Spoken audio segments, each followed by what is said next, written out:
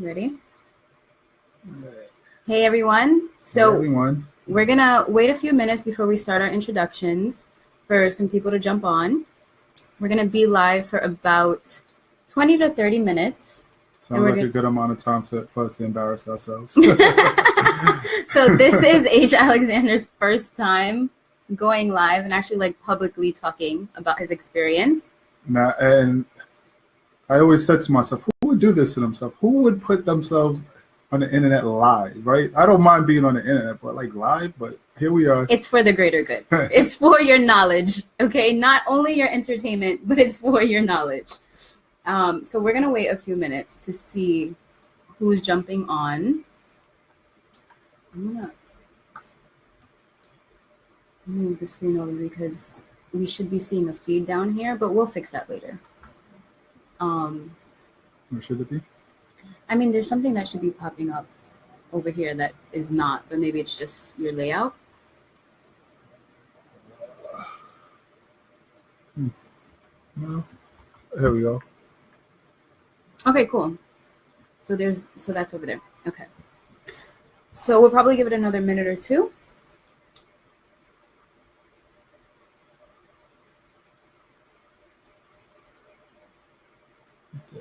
So Bill Lockett, thank you for joining us. Who's Bill? Bill is a cool guy. Bill, if you have any questions, please type in, hey, Woody, what's up? I haven't seen you in a long time. Seriously, like 5 years. Oh, wow. All right, so we'll give it about another minute or two.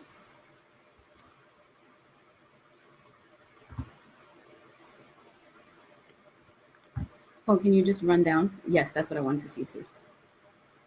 Everyone? Whoever you want.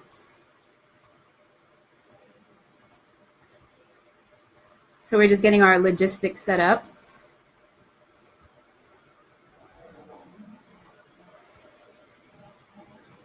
Please feel free to interact. If you have any questions before we get started, put them in so we can address them. We only have 20 to 30 minutes. So we really want to address what you guys want to know.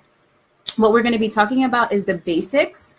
So what is cryptocurrency? What is blockchain technology? How do you get started?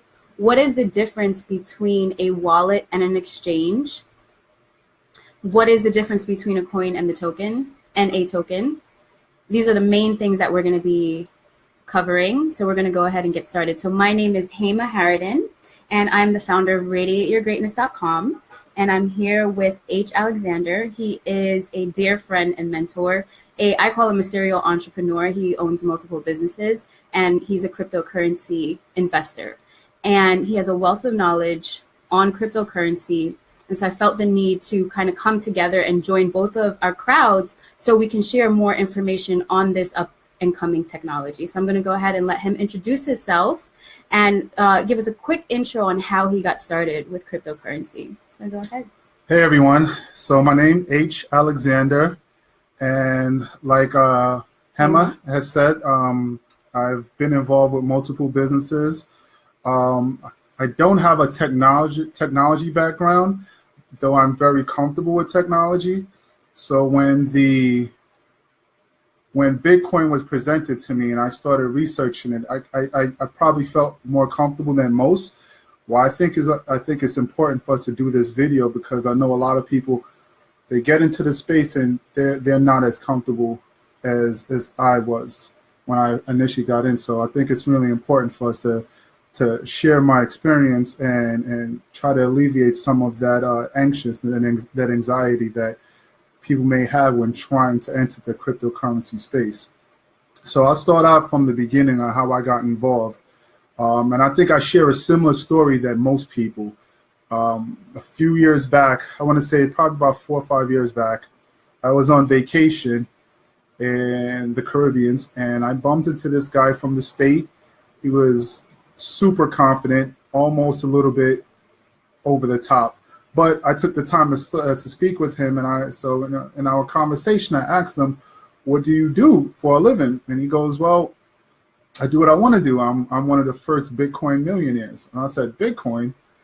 I vaguely may have heard of that before, but I was like, you know what? When I get her back home to the States, I'm gonna look into it. That never happened. I think that's the story of it. This would have been 2013. Okay, cool. 2013. So, I think that's a short story everyone shares. Yes. We heard about it.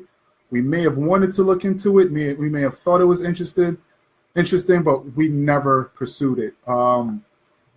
Fast forward September 2016. I'm walking around my home in my underwear with my phone in my hand. And details. And a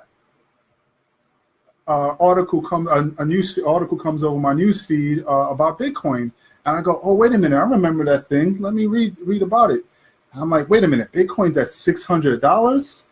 First thing I did was look at the historical information on it, data on it, where what was the price when me and this guy had this conversation.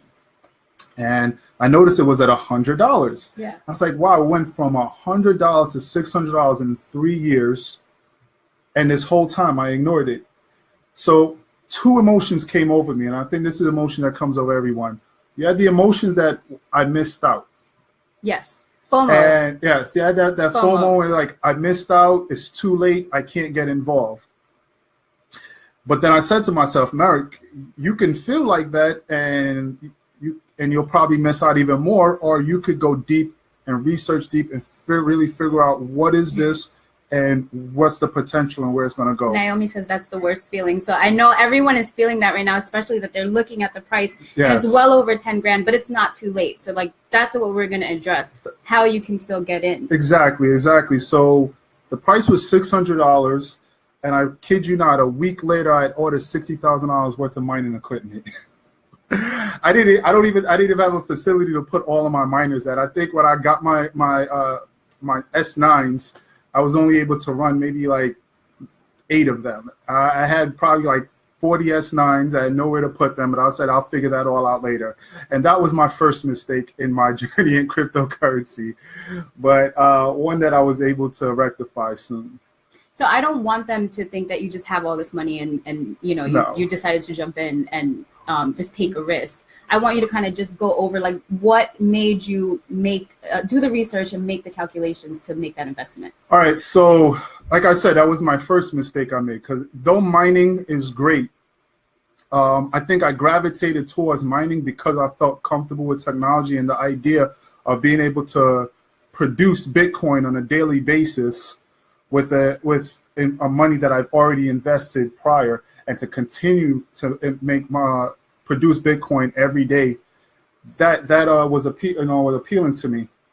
But what I should have really done was I should have split that investment and just bought Bitcoin and maybe mined, right? Yeah. Because honestly, though I put a lot of upfront capital into it, you have people in that same span of time that I got started in the business that probably made 4 or 5 times as much money as I made in the space, simply by investing more time into learning about cryptocurrency, not even cryptocurrency, but really blockchain technology, where that was progressing. And they invested their money into blockchain technology, while I invested my money in cryptocurrency often. I invested my money into the speculation of what Bitcoin was going to be. And what I should have really been doing was investing my time into learning more about blockchain. I eventually caught up to speed. I didn't stay stupid for long. So that's what we're going to talk about. And that's why we mentioned mining, is because that's how he got in, with just being self-taught, and it wasn't the best route. So we're going to talk about the different routes that there are that are low risk. So yes, you can get started with low capital. So we have to say this, right? So we are not financial advisors before we go forward. I get so sick and tired of hearing people say that, but I guess you have to say it. As I take this journey into speaking publicly about my experience, one, you'll never ever hear me mention or promote any coins or tell anybody to spend money. I probably won't even tell you how the way I spent my money. I'm going to speak more along the lines of the technology, who who are some of the people that I listen to in the space, and how to interact, how to get yourself to a point where you're comfortable with the technology. Because once you do that, you'll figure out where you should put your money at. No one will ever have to tell you where you should put your money at. And so that's why I kind of value your advice so much. I mean, I've been coming to him for business advice for such a long time. So he always encourages everyone to do their own research. And so what we do is what he's going to do is provide a framework on how to get started in your research. So for me, the technology was getting started in Bitcoin and setting up the wallets and setting up the accounts. It was overwhelming because there are so many exchanges, there are so many wallets that are out there.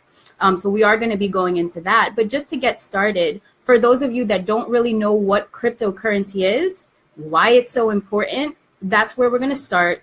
I personally love cryptocurrency because I feel like it's the wave of the future, and it's this technology that creates transparency in our money, in the way that we do business. And so I feel that it is vital for future expansion of our economy.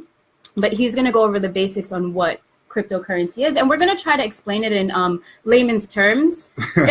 So if you can. So if anyone who knows me know I'm definitely a guy that uses 10 words when 5 could probably get the job done. So I'm going to try to keep it as simple as I possibly can. All right. So what is cryptocurrency? So there's the word cryptocurrency is a misnomer to begin with. When we're talking about Bitcoin, we could say Bitcoin is a cryptocurrency, and we're going to keep our conversation focused on Bitcoin to begin with. So how is Bitcoin a cryptocurrency? Well, one, it's a medium of exchange or a store of value that people in different parts of the world and different places could transact with each other without actually trusting each other. And this is done through the blockchain, the distributed ledger, the public distributed ledger that anyone could go on Block Explorer and see every single transaction that's ever taken place dating back to the Genesis block. This is a real powerful thing because there's never been a time in history where we did not have to trust each other to transact. You can send me goods, I could pay for them, and we now do not have to actually trust each other in order for us to send a medium of exchange. And two, the most important thing about Bitcoin is it's anti-inflation. Mm-hmm. So, part of the lore of Bitcoin, the history of it was developed out of the financial crisis, and that was because of all this inflation and that took place and bailing out of banks. And so people wanted a currency that had no inflation, could not be manipulated, and the value of it was only determined by the utility of it. Yeah. So the demand for this currency is what increases the value, and nothing more. And so that's why I'm so passionate about spreading it, right? Because supply and demand, right? So we need to increase the demand for it so that the supply can increase, so that it becomes something that is solid in our economy. And one way I like to look at it, it's completely transparent. So there's this ledger, and everyone has access to this ledger. Whereas the way our banks operate now, we don't see their ledgers. We don't see their transactions. We don't see where the money's flowing. And blockchain, everyone can see the transactions. Okay, so if you own a Bitcoin or Satoshi or whatever the case is, your transaction is recorded on that ledger, fully transparent for everyone to see. So it's a catch-22 to that, right? So it's it's transparent to everyone to see, but keep in mind, if someone has your wallet, they'll know exactly how much money you have. Right. So you definitely your wallet keeps your veil. There's a veil of anonymity behind your wallet. We could see what's in everyone's wallet address, but we don't know who that wallet address belongs to. Right. So that gives you a sense of privacy. Yes. Also with that. But this is important because moving forward, this is the way our economy is gonna kind of have to restructure, right? Because, and this is a point that I actually wanted to make, it's never too late to get in, because even though it's been around for 10 years, I mean, our dollar has been around for hundreds of years, right? Mm-hmm. So if you look at it in that way, there's so much growth. that can happen. We have a couple of questions that are coming. Well, a couple of really strong statements. So Reginald thinks that crypto is terrible. I mean, we're going to address all of these later. And who thinks crypto is terrible? Reginald. And Darius, he says that the fiat dollar doesn't influence cryptocurrencies. And so for those of you that don't know what fiat is, which I just learned what fiat was when I started investing, that's just like the government issued currency. Right. So USD, you know, the euro, whatever the main ones are out there, government issued currency, that's fiat. And so you can use that to trade for crypto, which is alternate currency. So it's essentially its own system. And this is why we're speaking on it, because it's so new. And we're in this space where we all need to learn and expand on it together. So what we're going to, Talia said, you're a nerd. But that's why you have to share the knowledge. So we're doing this so you guys can like shorten your learning curve, you know? So let's jump into what is blockchain technology? All right, so blockchain technology, as I said, it's you know what? I'm gonna geek out on that question. Go ahead, go for it. So, all right, so blockchain technology is essentially I want to really explain it simple. We're gonna come back to that one. Let's get started with the wallets and exchanges. Okay. Because blockchain, we're gonna get a little bit, because people are already saying I'm geeking out a little bit too. Okay, cool. Much, Yeah. So we really promoted this as doing the logistics. Yeah. So we're gonna stick to the logistics. So I want to start out with how to get started, right? Yeah. With wallets and exchanges. So I started my Coinbase accounts, which is typically the entry point for most people getting into the space is Coinbase. Right. That's how you get your fiat dollars into crypto. That's the most common and largest exchange here in the U.S. They are regulated by the FDIC, so they're pretty legit. They're pretty safe to deal with as far as exchanges goes. They've never had any major incidents. But this is what people experience. A lot of people came into the crypto space in the months of November and December of 18, and they were met by a little bit of resistance from Coinbase. Why? Coinbase wasn't ready for y'all guys, right? We had before you move forward, so it's to do your research on that, coinbase.com. After we run the live, we're gonna put the links up to everything. But he's gonna tell you, we're gonna give you a couple of different options, and he's gonna tell you why you need to research each one. Okay? All right. Yeah. So Coinbase was not ready for y'all guys. Most exchanges weren't. We had an influx of hundreds of thousands of new users coming into Coinbase, and Coinbase just did not have the infrastructure in place to verify all y'all. Because Coinbase is regulated by the FDIC, they do have to follow the same exact rules as Bank of America or Chase would. They have to know who their customers is. That's KYC, know your customer.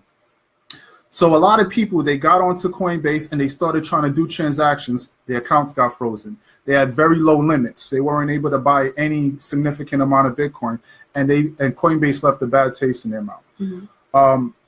What I want to tell people moving forward is, if you do not have a Coinbase account right now, do not wait for the next spike in the market to go run on and try to say, oh, maybe I need to jump in and try to get on a Coinbase account. No, do it right now. Right. So even if you don't have money to put into it now, get your account set up. Get used to the technology, get used to the softwares, get used to the process, even if you don't have money to put. If you're serious about it and you want to start getting into, because that way you can keep track of the value and how the flow is going, and you can get a feel of what's going to be happening to your money before you actually put your money in it. That's a good point. So the first thing I'll advise is start your Coinbase on your PC, on your desktop, on your laptop. A lot of people I've seen trying to start their Coinbase accounts on their phones. That was me. And everyone who I saw did that always wound up in a jam. They always had a problem. I'm not quite sure why. I can't tell you why. I feel like it wasn't optimized for mobile. Like, I think the KYC process wasn't the greatest for mobile. Go go on your desktop, go on your laptop, go on your Mac, whatever device you have, go through the verification process there. Before you try to put any money into Coinbase, try to hit every single verification point that Coinbase is asking you, or even some additional points they may not asking you for. If you go into Coinbase and ask for increase in your limits, they're going to put you through additional KYCs. You may have to send a bank statement to verify you own this bank account. And KYC is like you said, know your customer, but it's a way to verify that you are who you say you are. Yes. So go through all of these steps first and then start to try to use Coinbase, because what's going to happen is Coinbase is going to verify your identity, right? They're going to set you with a limit, with the buy limit, withdrawal limits. They're going to give you a limit on your debit card, on your wire transfers. They're going to give you a limit for everything.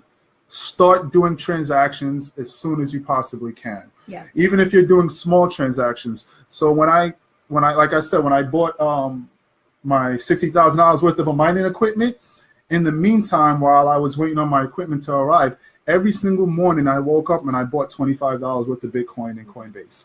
Every evening before I went to sleep. You hear that, like just $25, just $25. Right? So don't let the price of it scare you. Yes. You can buy it in portions and pieces. They have smaller, it's broken down into Satoshis. Yes. So you don't have to own an entire Bitcoin. You don't have to own that. You know what? Sometimes it's like you don't know what other people don't know, right? So I remember having a conversation with a friend, and she was like, "How can I buy a Bitcoin? It's $10,000." And I was like, "You know you don't have to buy a whole Bitcoin. You can buy $50 worth." She goes, "Really?" I was like, "Yeah, it's digital currency. It's almost infinitely divisible. You could buy as little as you want to." Yeah.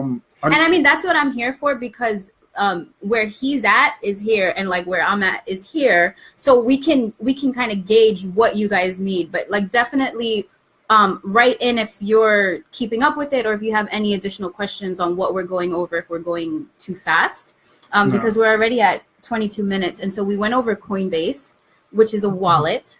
And so now we're going to go over what is an exchange. Okay.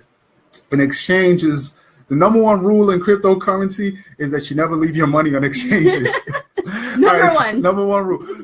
So unless you're trading, an active trader, you don't leave your money in exchanges. Exchanges are Binance, Bittrex, CoinEx, Qcoin. Mm-hmm. These are some of the bigger exchanges out there. This is where you would send your Bitcoin, your Ethereum, or your Litecoin that you purchase on Coinbase. You would create an account on these exchanges, and you could send these coins to the exchange so you could trade for altcoins. Okay, so before we move forward in altcoins, so the altcoin is what really is giving everything a bad rap.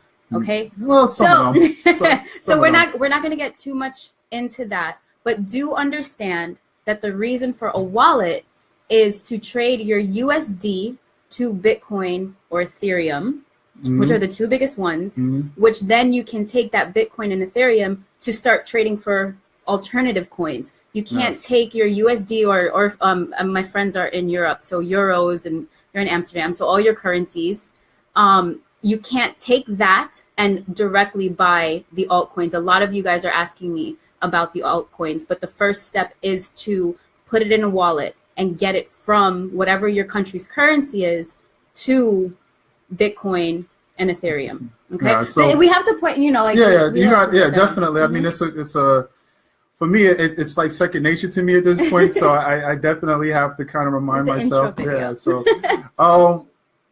So once you do that, next thing you want to do is whatever token that you purchase on these exchanges, you want to make sure you're researching that token. You want to figure out if that token has its own wallet.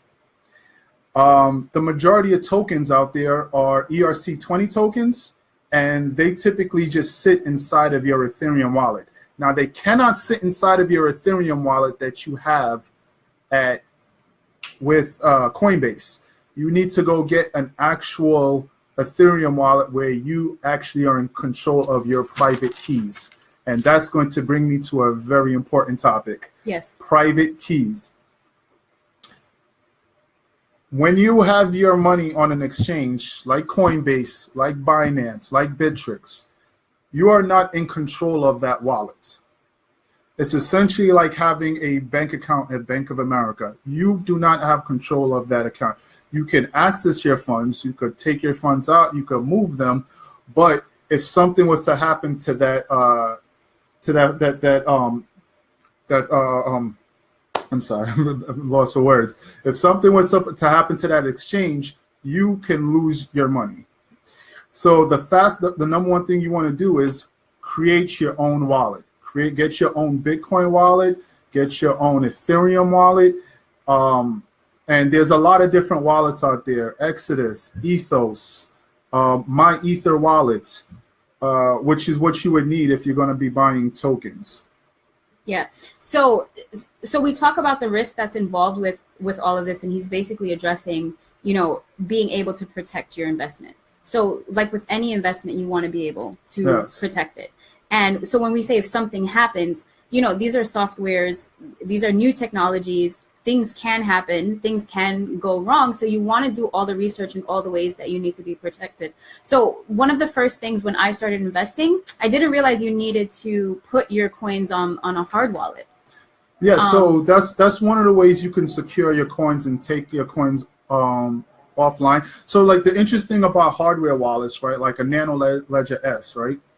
A Nano Ledger S is actually your private keys. Mm-hmm. They store the Nano Ledger X stores your private keys onto that ledger so you can access your funds on the blockchain. Yeah. Now, your coins are always living on the network. So your wallet is incorporated to whatever network, whatever respective network you're.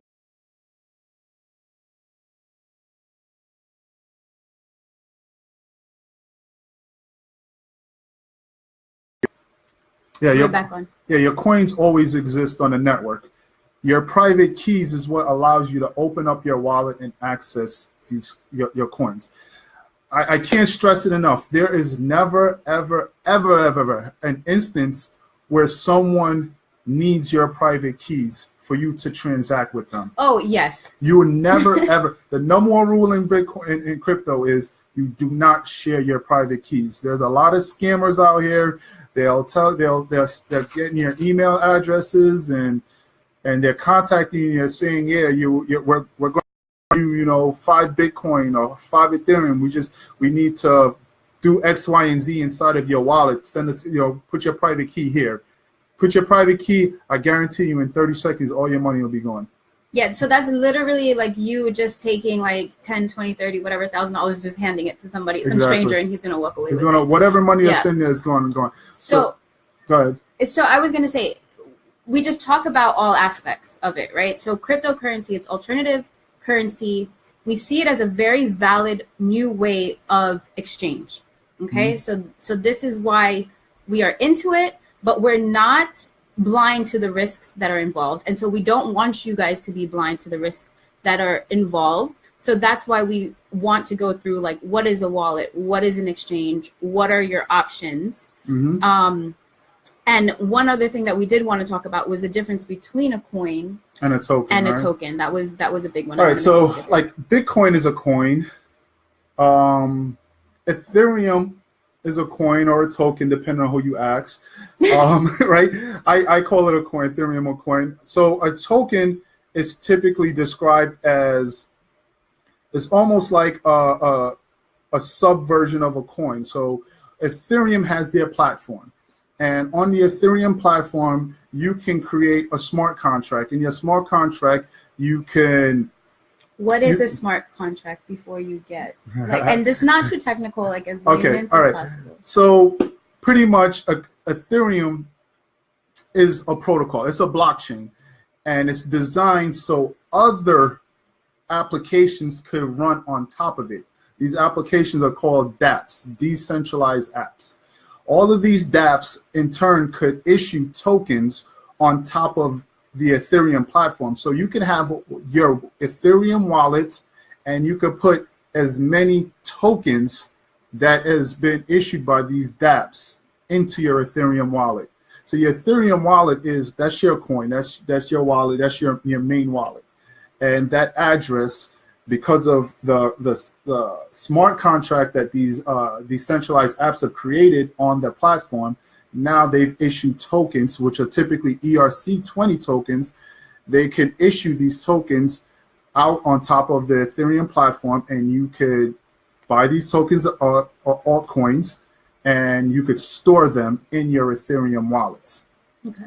That was probably way too more technical. No. So this is really good. So that would lead us into, like, now what is blockchain technology? Because the reason why I got into crypto was not because of the money. I mean, the money's a great side effect for me, right? But the money's pretty good. It's a great side effect. But I was drawn to blockchain technology. So, all right. So it's funny because, you know, when I first got started in crypto, I had a group chat that some friends of mine's, and I think I bombarded them with articles about blockchain. You know, it was just about Bitcoin. Like, they knew I was getting into this mining thing, and they was like, Merrick, you're a little techie, so that's probably your thing. You could do that. I'm like, yeah, but y'all could participate in other ways, because blockchain is going to take over our lives. There's almost no application or no process in our life right now that the blockchain cannot implement, whether it's real estate, insurance, healthcare. All of these ICOs now are releasing or creating blockchains and projects that are geared towards all of these facets of our lives. So what is the blockchain? A blockchain in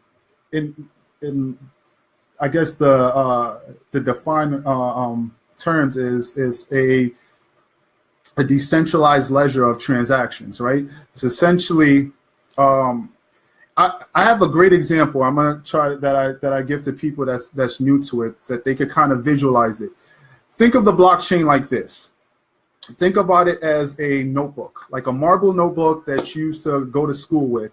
The notebook has a bunch of blank pages in it and a binder. Think of the blockchain as that notebook. Each page is a block, and each page is waiting for transactions to take place. And those transactions takes place through two processes: proof of stake or proof of work. Proof of work is mining. So you and I transact with each other. That transaction needs to be validated and written to that block. So think about the page as the block. All the transactions get written to that page. At the end of that page, that blocks get closed and get binded to the book. Okay. And then it happens again and again and again in a series of blocks chained together. And this is why blockchain, the terminology blockchain came together, because all these blocks of transactions are all tied to each other and all could be traced back to each other. Exactly. And so it creates that transparency that we need to further evolve the technology, right? To further evolve so there's a question here. Mm-hmm. This is from Aaron, and he says, my Ether wallet online made wallet versus offline made wallet. All right. So your My Ether wallet is always offline. It's always offline. Like it's kind of difficult to. Well, it's not. I mean, so like you take your My Ether wallet, and some people connect it with their ledger, right? Their nano ledger. But like I said before, the nano ledger has your private keys. So when you connect to My Ether wallet, the My Ether wallet page, you're just using the nano ledger to open up your wallet because it stores your private keys. But you could, you could save yourself the $59, and I wouldn't, by the way. And I wouldn't save them. I mean, and just, I think I have my nano ledger here too. You do, it's right here. Yeah, it's right here. I have my ledger here. I don't use it, to be honest with you, because I feel I want to be in control of my private keys. I want to know where they're stored. I want to know where they're written. Your wallet is always offline with My Ether wallet, because it cannot be opened without your private keys.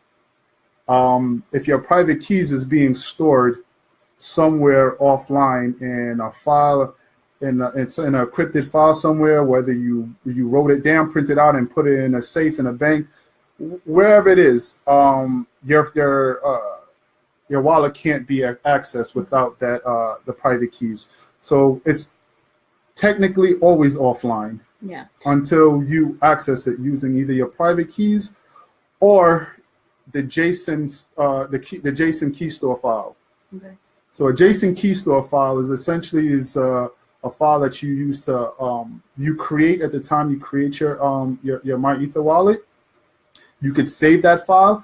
It's essentially a shortcut from having to copy and paste your private keys all the time. You could just use that file, and it's password encrypted. You put your password in, and it'll open up your wallet. Okay. Aaron, I hope that answers your questions. Why are you up? Because I know you're in Australia, but thank you for joining us. So Darius was talking Darius, I hope I said that right, about Blockfolio is a good way to keep up with your favorite currency. So let's touch on that a little bit. I have a love-hate relationship with Blockfolio, right? I have a love-hate relationship with Blockfolio. So there's better options than Blockfolio. I'm actually in the process of working on a better option than Blockfolio right now.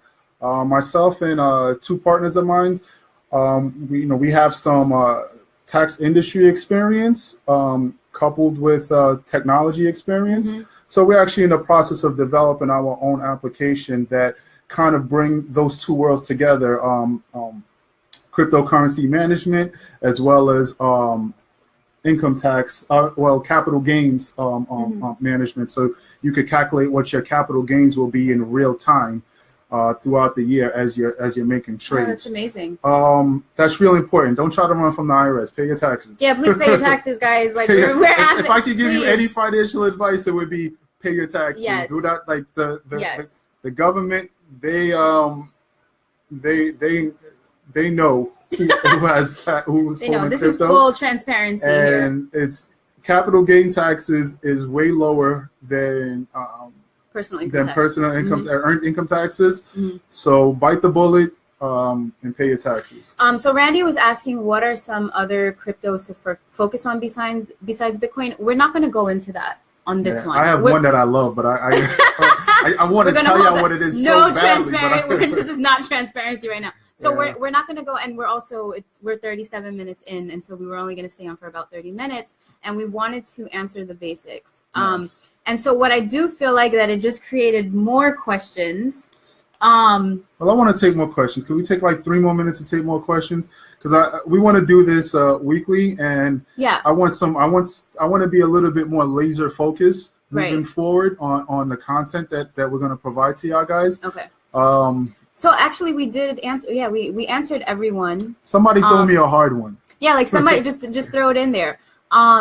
So basically, and I just want to recap for you guys. We went over what is cryptocurrency. We did touch on what is blockchain technology. What's the difference between a wallet and exchange, and what's the difference between a coin and a token. So we thought these were going to be. Talia said, "Merrick, inbox me and tell me." Okay, only the ones that get it on the private chats. No, we're joking.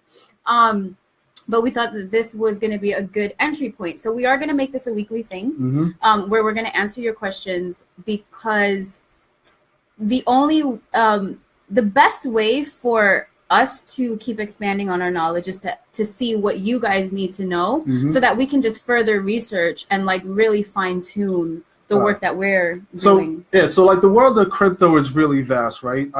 There's a lot of people that I follow and I listen to, and people that's been in the space, that spent more time in this space than I have.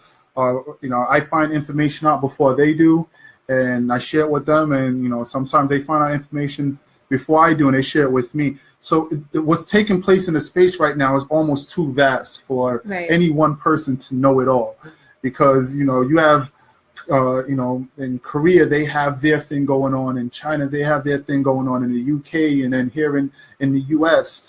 And it's a hodgepodge of projects, and there's partnerships taking place here and and there's so much speculation. It's very difficult to stay abreast on exactly what's taking place in the space. So I really want to focus. I have my focus. I know like the direction I'm going for. I just kind of want to help focus other people, and probably bring down the learning curve, right? Because I'll be the first one to admit I've made several mistakes within my first 14 months in crypto. I've made several mistakes. I've missed out on earnings, but I was able to pivot and adjust for those mistakes along the way. Even though we are now in the infancy of crypto, I would say crypto is probably like, it's not even, it's coming out of kindergarten, ready to go to first grade now, right? It's in its infancy, So it's still important to try to reduce everyone's learning curve as much as I can, and share the information I have, because at the end of the day, still sharpen still. So I learned so much just by talking. Sometimes I realized the things that I know by talking to people and sharing the things that I know. I forget that I was like, wow, I knew that. Exactly. And so I'm really passionate about sharing the technology, because a lot of what crypto is funding, we're going to get to those questions right now. A lot of what crypto is funding is these programs that are about social awareness, about sustainability, things that are really going to expand our environment, things that are really going to expand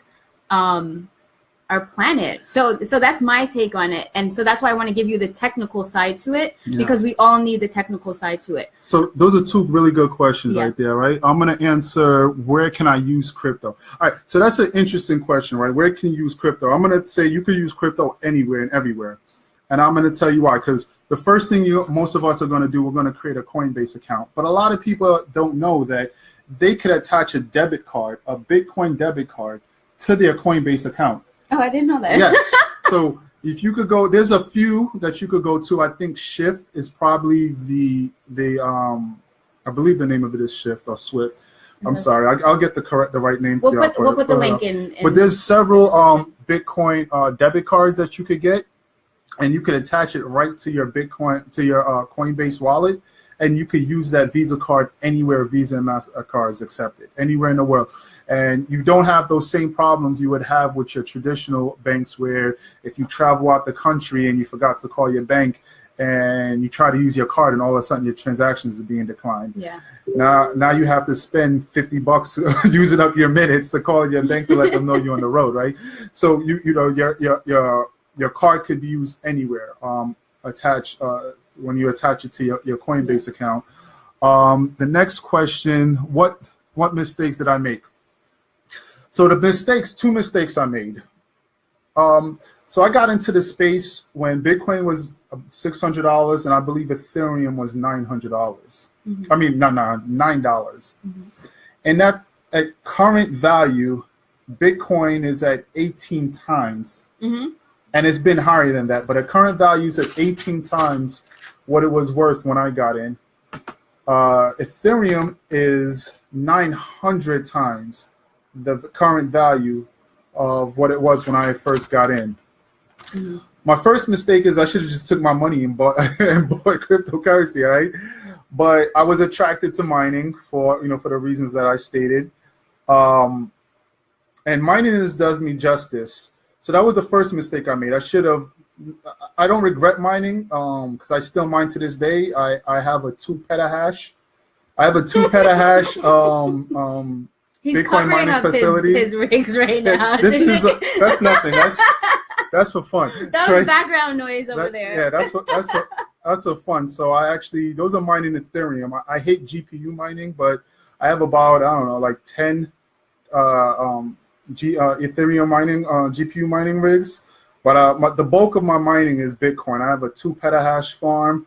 I have about 1,000 megahash Litecoin mining, and then I have about we do not expect you guys to know that. They'll figure it out because they're going to research it. And I have about 1,000 gigahash of Dashcoin mining. So I still mine. I still buy mining. I stopped purchasing mining equipment. Randy said English, please. Yeah. I stopped buying mining equipment in this past winter. But I wish I would have just bought more crypto early on. That was my first mistake. And my second mistake was I was so deep in mining and so deep in Bitcoin and early in 2017 I missed some earlier opportunities with some altcoins, and that was strictly because I was still speculating at the time, right? I was still in it for monetary reasons, which we all are, right? We want to make money, but we're missing out on the real opportunities, on the real like life-changing opportunities by not paying attention to the technology. Yeah.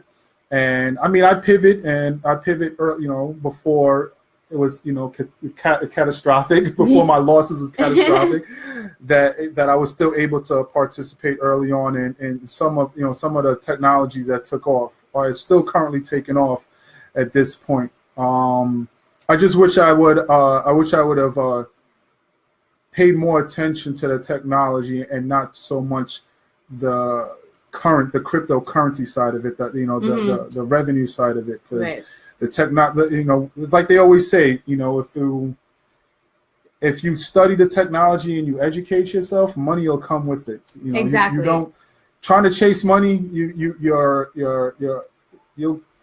cut yourself short. Exactly. And that's why we're not giving you numbers and saying like how many thousands, hundreds of thousands, XYZ, because it's not about that, but it's about understanding the technology. And if you understand the technology, it's so funny because Mr. Molly said you miss money. I was gonna say, but when you make don't get me wrong, 18 times and then 900 times back, you don't miss it.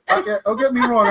I've been crypto has treated me very well in the past years. Don't get me wrong. I just thought I could have done better. You know, it's that disease of more. But this is why we're here, because it's not a disease of more, it's expansion. But because we want you to learn from the mistakes before you have to make the mistake, right? So you don't have to miss the money on what we've missed out on. Talia, I am Hey Maharadan, by the way. Thank you for asking. There's a technology out there. There's a token out there right now. There's a technology right there where it's if you get into it right now, in my personal opinion, it's probably one of the greatest investment opportunities right now outside of getting into Bitcoin in 2011. Oh, wow. I mean, he's not going to give you the name, though. So go do your research. And then, let's do this as a challenge, okay? So he just told you that there's what is it, a coin or a token? Or right now it's a token, but it's a platform. Like, so all these tokens are big. So I want to clear that up, because people, you know, these tokens are representative of actual real companies. Yeah. These companies has sold these tokens to individual in exchange for money to help build their project, right? To build. That's what an ICO is. We didn't talk. We're going to get into that later. We're going to do that in the next. Yeah, but so those tokens represent companies that are trying to get their project. Their project, their idea, their invention, their creation off the ground right now. And most of these projects are either they're building their own blockchain, or they're building a decentralized app that's going to be running on an existing blockchain to solve problems that people are having in certain areas of technology. We all have problems. Yeah, and so we're all moving. We all have problems. So so I'm so joking, but so we're all moving. What was it again? No, we didn't say it. We didn't say it. So that's going to be the challenge that I want to present you guys with. He's given you this information. We've told you how to do your research. When we get on the live next week, tell us what it is. Tell us what you think it is. Right? What do you think about that? And no one is in this chat. No one. They went. Yeah. Let's figure it out. So why don't so on the next live we're probably going to talk about ICOs and altcoins. Yeah, right? We're gonna move into that. So I want you guys to, like, those of you that are serious, because we're gonna keep developing things and we're gonna give you more information so that you can actually make money, right? Like at the end of the day. At the end of the day, we want to make money, right? Exactly. So that's the goal. We want you guys to research these projects and tell us what you think is up and coming. There's a bunch of projects that I love personally that, I mean, he says that they're stupid to invest in because they don't have the markers. But for me, I'm like, no, I love what these people are doing. And it's going to help the environment. I have a project that's like that, and I'll share that name with you because it's an ICO. It's still it hasn't even hit ICO yet. They're still just in their marketing stage. The name of it is Codex Protocol. I don't know how well this project is going to do or how well it's not going to do, but I'm an art collector. I'm a collectible collector, and the project is trying to fix a problem in the art and collectible world. So it's pulling on my strings a little bit, right? And is it a good investment on it? I don't know that yet, but it's pulling on my strings. If you do your research on the art world and what they need, I think it's good because I think it's needed. But will it be adopted? It's yet to be seen. And I mean, I'm into the environment and how we can save that. And like, there's this one coin out there that they're trying to find a way to tag cows that need vaccinations to keep like the land flowing, so things like that. So those are like those there's several coins that are in that realm. We call those the Internet of Things type tokens. Yeah. So there's a lot of projects that's built around the Internet of Things where they're trying to essentially get everything on the internet. They're trying to have everything registered on a blockchain, whether it's that pen you have in your hand. Liberty. So, but there is the that's what it represents. Yeah, freedom. Talia, Hema Harridan, I'm gonna put it. I'm actually tagged in it. But yeah, definitely please follow me and hit me up with any questions that you have. So I wanted to touch on that. So homework for you guys. I always love to give homework. Homework for you guys. Start researching these ICOs. Well, not ICOs. I'm sorry, these coins. Because US, I wouldn't try. So just research projects, blockchain projects. Exactly. And come on the live next week and let us know the ones that you came up with that you felt were viable or that were solving a good problem. And we'll talk about that in that aspect. And so Shayna, she says, so the currency's value is really in the problem that it solves or addresses. Yes. Yes, definitely yes. Yes. And that's why there are so many that are popping up, because these are just regular people that are coming up with, like, they're putting teams, and we don't want to say regular, but So it's interesting. So like these projects or all these tokens is being birthed out of the necessity to raise capital, right? So the way our companies raise capitals before was they would have to go to VCs to a VC is a venture capitalist or an angel investor to get seed money. To get seed money to build their project. But now with the blockchain and the need to be able and the ability to be able to transact with someone without trust, a company could launch an ICO. You know what? We're going into let's not. We're gonna stop right there because we're at an hour. Thank you guys so much. We'll save it for the next live, and we'll probably make them like an hour. So thank you guys so much for staying on. If y'all enjoyed it, share with. He said, "Explain the mistakes. I do not know what to do." We did explain it, so you're gonna want to. Yeah, you're gonna want to rewatch it. Any last words? So that's it. We'll end it there because y'all guys will keep me talking all night. So thank you guys so much for watching. We are going to post the replay right away.